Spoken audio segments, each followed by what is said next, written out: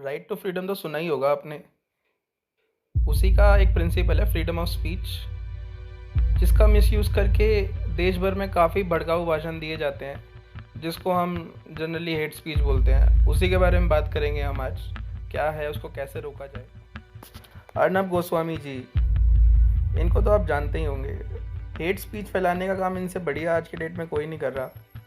सोनिया गांधी के खिलाफ क्या कंट्रोवर्शियल रिमार्क्स दिया, ये देखते हैं।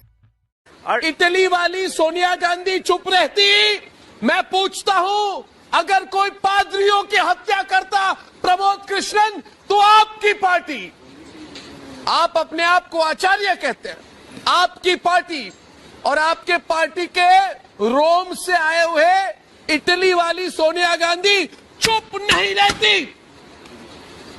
आज वो चुप है, मन ही मन में मुझे लगता है वो खुश है। बिल्कुल वो खुश है कि संतों को में मारा जो गया, हाल चल, जहां पे उनकी सरकार है। रिपोर्ट भेजेगी वो इटली में रिपोर्ट भेजेगी। मैं बोल रहा हूं, वो इटली में रिपोर्ट भेजेगी। देखिए, जहां पे मैंने एक सरकार बना ली, वहां पे हिंदू संतों को मैं मरवा रही हूं, और वहां से वाहवाही मिलेगी उसको विक्रमादित्य जी। वाह बेटा वाह, बहुत अच्छा किया सोनिया गांधी, अंतोनिया माइनो।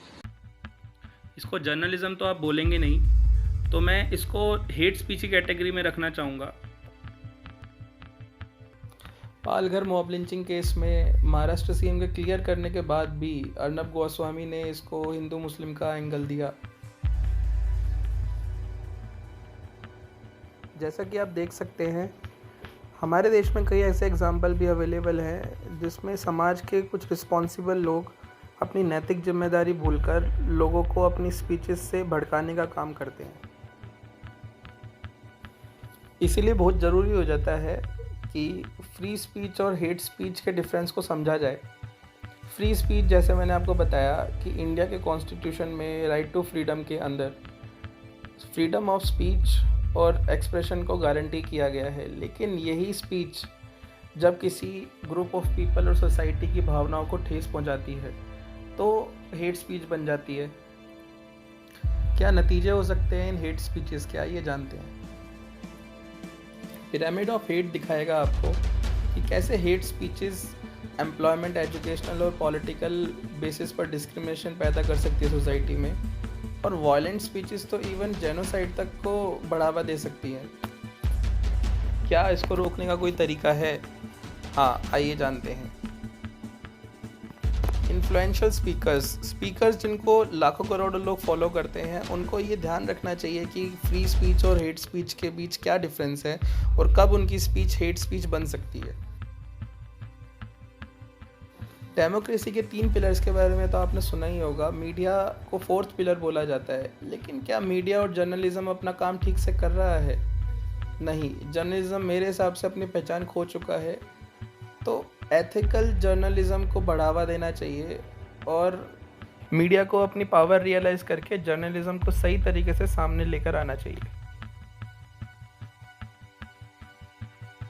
मेरे व्यू में न्यूज़ एंकर्स को बहुत रिस्पॉन्सिबिलिटी के साथ पेशेंटली और अनबायस्ड तरीके से डिबेट्स को ऑर्गेनाइज करना चाहिए, जिसका एक बहुत पॉजिटिव इम्पैक्ट हो सकता है पब्लिक पर, बिकॉज वो एक पब्लिक प्लेटफॉर्म को यूज़ कर रहे हैं। अब कौन सी स्पीच फ्री स्पीच है और कौन सी हेट स्पीच, इसका डिसीजन एक रेंज के बेसिस पे हम कर सकते हैं। मेरे हिसाब से जो स्पीच सबसे खतरनाक, सबसे डेंजरस आपको लगती है, आप उसको 10 रेट कर सकते हैं, और जो आपको बिल्कुल भी डेंजरस नहीं लगती है पब्लिक प्लेटफॉर्म पर, उसको आप 1 रेट कर सकते हैं।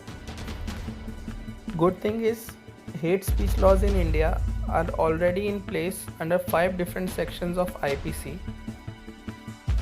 मैं उम्मीद करता हूँ कि हेट स्पीच लॉ सभी भड़काऊ भाषण देने वालों के खिलाफ इस्तेमाल में आए, चाहे वह किसी भी जाति, पार्टी या पद से हो।